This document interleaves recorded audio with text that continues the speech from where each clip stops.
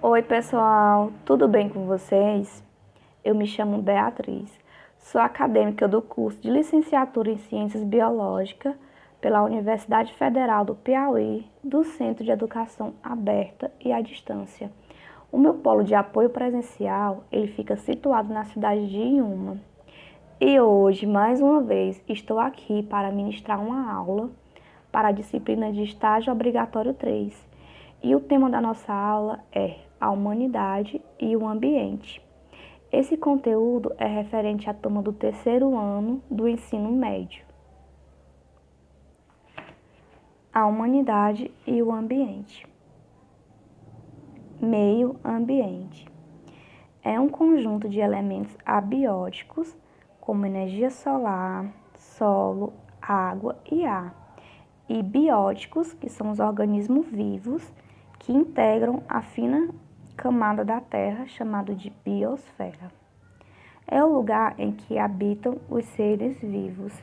Então, pessoal, o meio ambiente é o local onde se desenvolve a vida na Terra, ou seja, é a natureza com todos os seres vivos e não vivos que habitam nela. Em resumo, o meio ambiente engloba todos os elementos vivos e não vivos que estão relacionados com a vida na Terra. É tudo aquilo que nos cerca, como a água, o solo, a vegetação, o clima, os animais, os seres humanos e dentre outros. Poluição ambiental é a ação de contaminar as águas, solos e ar. Esta poluição pode ocorrer com a liberação no meio ambiente de lixo orgânico, industrial, gases poluentes, objetos materiais, elementos químicos, entre outros.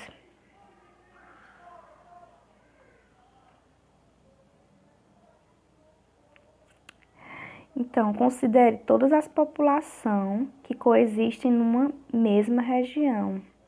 Neste caso, temos uma comunidade. Numa comunidade, os seres vivos interagem, isto é, estabelecem relações entre si. Diz-se que existe uma interdependência entre os seres vivos. Se, por exemplo, os vegetais desaparecessem, toda a comunidade ficaria ameaçada, pois os animais eles não encontrariam mais alimentos e acabariam morrendo.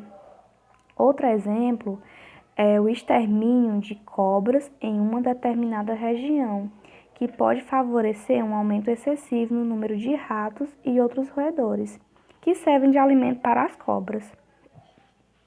E esse aumento exagerado das populações de ratos e outros roedores, eles podem provocar na região uma grande redução de vegetais herbáceos que servem de alimento a esses animais. Sem a cobertura vegetal, o solo fica exposto à erosão pelas águas das chuvas e tende a ficar estéril, dificultando o desenvolvimento de plantas nessa área. Temos como exemplo também, se os micro-organismos decompositores presentes no solo desaparecessem. Então, não haveria a decomposição dos cadáveres dos animais e dos restos vegetais. Sendo assim, não haveria também a formação do humo que fertiliza o solo e fornece sais minerais aos vegetais. Vamos falar também que todos os seres vivos, eles necessitam de uma fonte de energia para viver. Então, todos participam de uma cadeia alimentar, que mostra a passagem da matéria, como água, sais minerais e nutrientes, e de energia de um nível trófico para outro. Nível trófico quer dizer nível alimentar. Aqui na figura ao lado, temos uma cadeia alimentar, onde está presente os produtores, os consumidores, e também temos os consumidores primário e secundário, e também um terciário. Os produtores, eles sempre ocupam o primeiro nível da cadeia, pois são os organismos autótrofos, ou seja, produzem seu próprio alimento através da fotossíntese. São eles os vegetais e as algas. E, gente, não existe cadeia que não comece pelos produtores. Assim como produzem sua própria matéria orgânica, eles também necessitam de parte dela para suas células poderem viver.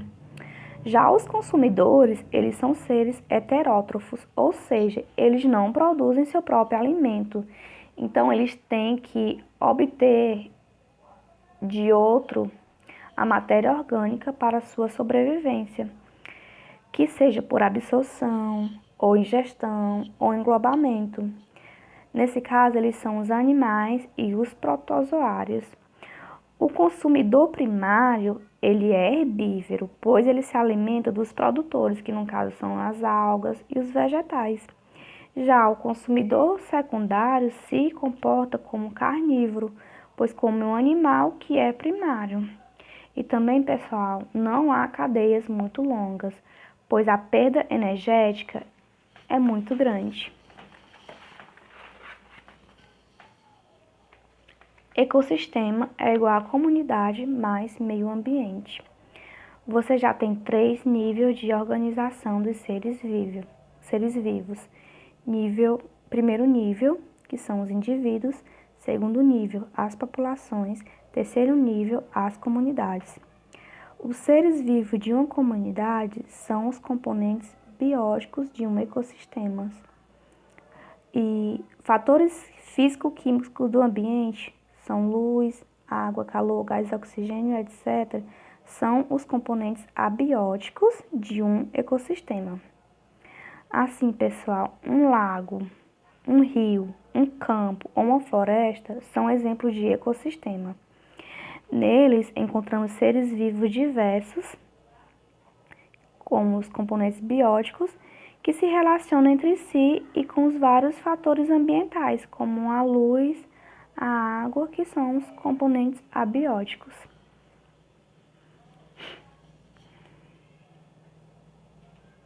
Habitat: endereço de uma espécie num ecossistema. Na natureza, as espécies são encontradas em lugares determinados. É como se fossem um endereço. Por exemplo, a onça e o gambá, eles vivem na floresta e não no deserto. O camelo e o rato canguru vivem no deserto e não em uma floresta. O curimatá vive no rio e não no mar. A sardinha vive no mar e não no rio. Esses exemplos, eles mostram que cada espécie está adaptada para viver em um determinado ambiente, floresta, deserto, água doce, água salgada e etc. Esse lugar é onde a espécie vive, recebe o nome de habitat. Nicho ecológico, modo de vida de uma espécie num ecossistema.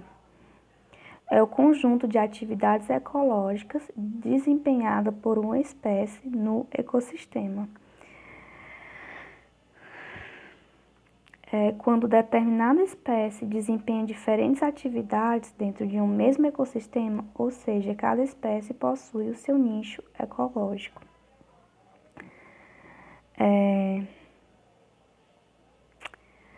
Cada nicho ecológico depende do tipo de alimentação, abrigo, reprodução e inimigos naturais de cada espécie. Vamos ver aqui alguns exemplos. A cutia e a onça podem ser encontradas na Mata Atlântica. Possuem, então, o mesmo habitat. No entanto, os nichos ecológicos desses animais são diferentes. A cutia é herbívora, alimentando-se de frutos, sementes e folha. Abriga-se em tocas ou em tocos de árvore e serve de alimento para diversos animais, como a própria onça. Já a onça, ela é carnívora, alimenta-se de diversos animais, como cobras e macacos, e não vive em tocas. Como se vê, cutia e onça têm modos de vida diferentes, isto é, desempenham diferentes atividades dentro de um mesmo ecossistema. Logo, o nicho ecológico da cutia é diferente do nicho ecológico da onça.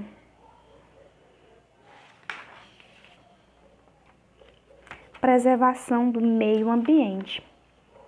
Atualmente, as questões ambientais envolvem a sustentabilidade.